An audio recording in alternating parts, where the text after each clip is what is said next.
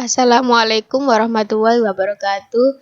Perkenalkan, nama saya Khairul Zatul Ilmi, NIM 037, kelas Informatika 4B1.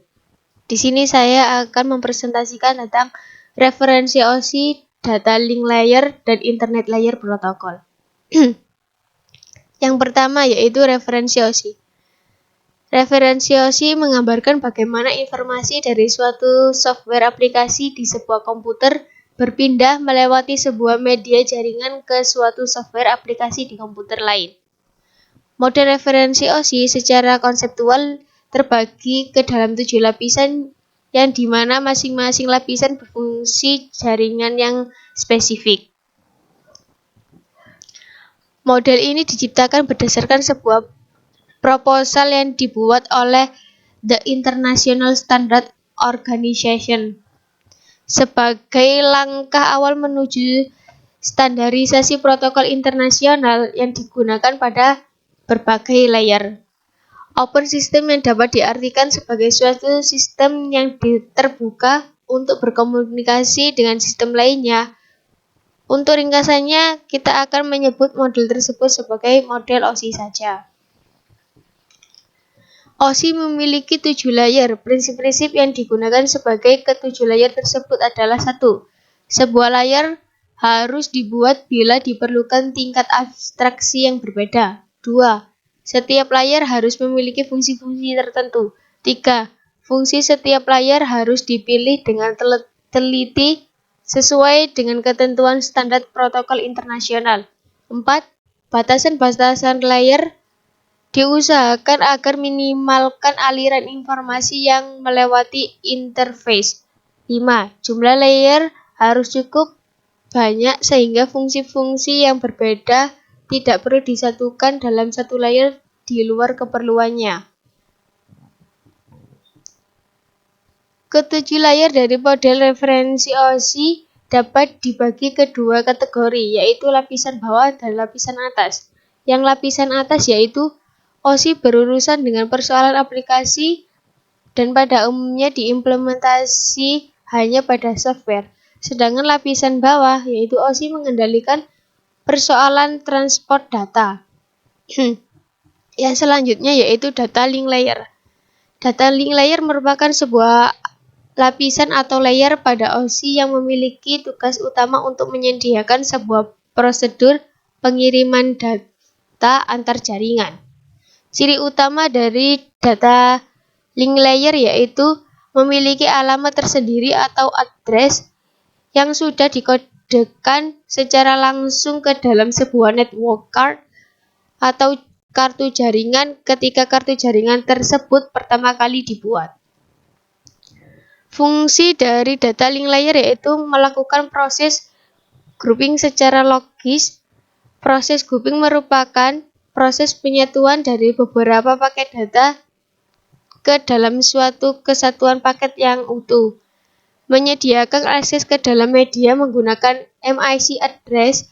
Dalam lapisan data link layer ini terdapat sebuah alamat fisik yang kita kenal dengan sama MIC address. Sub-layer pada lapisan data link yaitu lapisan data link tersendiri dari 2 sub-layer yaitu Logical Link Control atau LLC dan Medium Access Control MIC. LLC berfungsi memeriksa kesalahan dan menangani transmisi frame, sedangkan MIC berfungsi mengambil dan melepas data dari dan kabel tertentu, tentunya protokol untuk mengakses ke kabel yang di-share di dalam LAN. Istilah dalam data link layer. Yang pertama yaitu FEM. Data link layer DPU atau protokol data unit, output dari protokol yang berbeda setiap layer. Node, perangkat jaringan yang berhubungan ke media umum. Media, sarana fisik untuk membawa sinyal data. Network, 2 atau lebih node yang berhubungan ke media umum. Data link layer service. Protokol pada 2 layer menentukan enkapsulasi dari paket ke dalam frame dan cara untuk mendapatkan paket enkapsulasi dan menotifikasi media. Teknik yang digunakan untuk mendapatkan frame atau menotifikasi media tersebut metode media access control. Yang ketiga yaitu Internet Layer Protocol. Komponen Internet Layer seperti yang ada di PPT.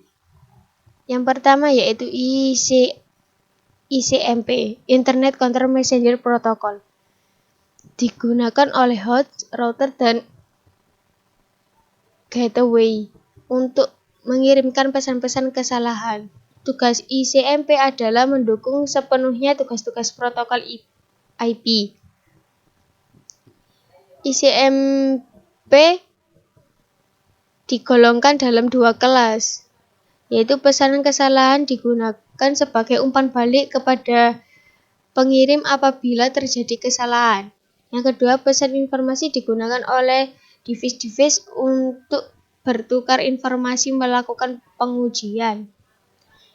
Yang selanjutnya yaitu ARP, Address Resolution Protocol, bertugas untuk menentukan hardware address suatu host dengan alamat IP tertentu.